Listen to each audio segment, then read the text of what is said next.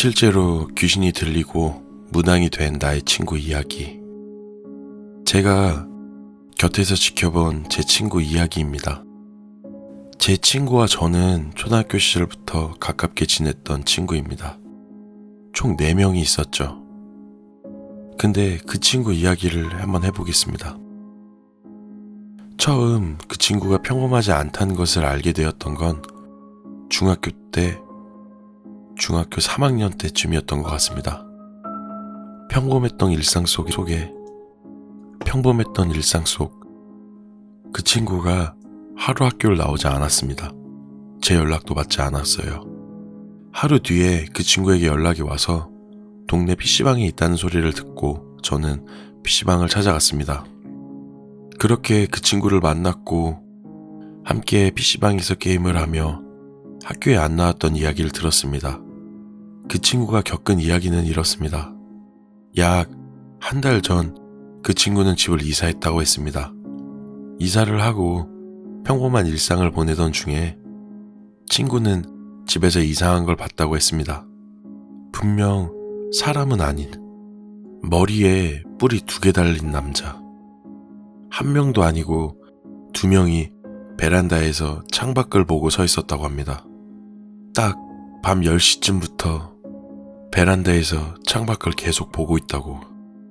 너무 무서워서 부모님에게 이야기를 했는데 부모님은 이상한 소리 하지 말라고 철 좀 들으라며 친구에게 오히려 혼을 냈다고 합니다. 동생도 그런 소리를 안 하는데 어떻게 네가 그렇게 하느냐며. 그날 저녁은 베란다에서 창밖을 보던 2 남자 중 1명이 밖이 아닌 안쪽으로 자기랑 눈이 마주쳤다고 합니다. 친구는 그 길로 집을 나왔다고 했습니다. 도저히 못 들어가겠다고, 자기는 무섭다고 그랬습니다. 저는 그때까지만 해도 그 상황에서 게임하고 있는 게 그냥 거짓말이라고 생각했고 그냥 그 친구가 학교에 안 가고 PC방에 가기 위해 장난을 치는 줄 알았습니다. 친구 어머니에게서 저에게 전화가 왔습니다. 저는 사실대로 이야기를 했죠. 친구는 어머니 손에 끌려서 집에 갔습니다. 그렇게 저는 친구가 아무 일 없는 줄 알았습니다. 그 다음 날에는 학교에 왔습니다. 근데 제가 부모님한테 일러 화가 났는지 저와 한마디도 하지 않았어요. 저는 걱정이 돼서 그랬다고 했지만 그 친구는 입을 꾹 다물고 있었습니다. 그렇게 한 3일 정도 지났나? 그 친구는 다시 학교에 나오지 않았고 저와도 연락이 닿지 않았습니다. 그렇게 시간이 흘렀고 저는 20살이 되었을 때였습니다. 우연하게 그 친구 여동생을 만나게 되었습니다. 반갑게 인사를 하고 그 친구 잘 지내냐고 물어보니까 미쳤다고 정신병원에 있다고 했습니다. 그렇게까지만 들었습니다.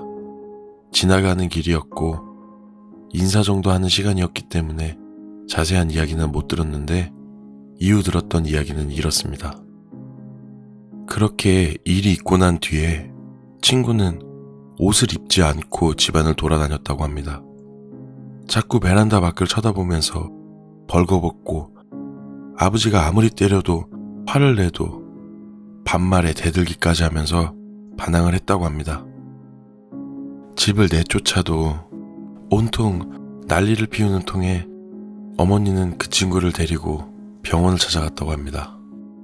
정신병원 약까지 처방받고 나와서 그 친구 증상이 조금은 호전되는 듯 보였다고 합니다.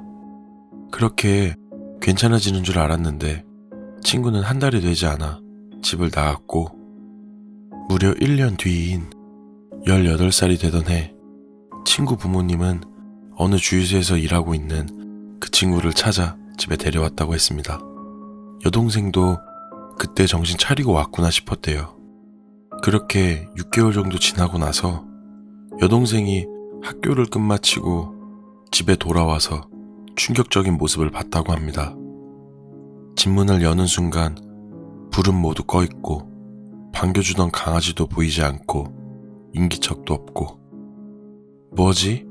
하고 거실 불을 켰는데 거실 테이블에 강아지가 피투성이가 된 채로 정말 거실 테이블에 피범벅을 한 상태로 죽어 있었고, 제 친구는 벌거벗은 상태로 베란다에서 밖을 내다보고 있었다고 합니다.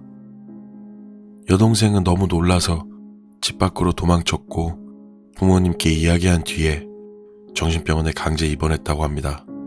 저도 너무 충격을 받았습니다. 그렇게 그 친구에 대한 소식이 그의 끝이라고 생각을 했습니다.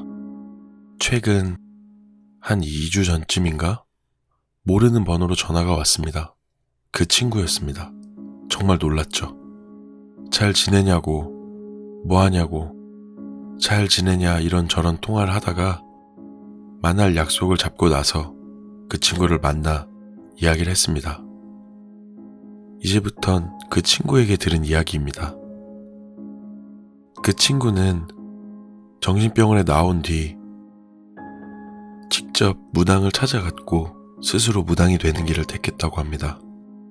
그때 남자 두 분을 본 뒤로 일상생활을 하면서 중간중간 기억이 안 나는 부분이 생겼고 화가 안 나는데도 어느 순간 화를 내고 있는 모습도 있었다고 했습니다.